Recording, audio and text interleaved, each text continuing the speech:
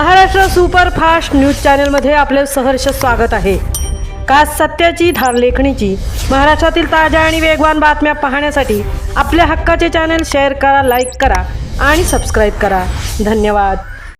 मांदाटणे येथे बंद form house फोडून मोठी चोरी, म्हसळा पोलिसांचा तपास सुरू।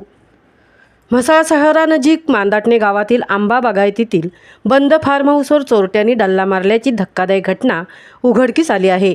या प्रकरणी फार्म हाऊसचे मालक ईशानजी यादव यांनी दिलेल्या फिर्यादीवरून म्हसळा पोलीस ठाण्यात गुन्हा रजिस्टर नंबर 106/2025 दाखल करण्यात आला आहे।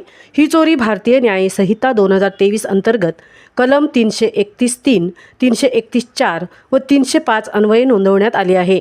चोरट्यांनी फार्म हाऊसचा कडी कोंडा तोडून प्रवेश करत घरातील फर्निचर, कुकिंग सिस्टीम, भांडी, सिलिंग फॅन, गिझर, CCTV कॅमेरे यासह मौल्यवान साहित्य लंपास केले आहे।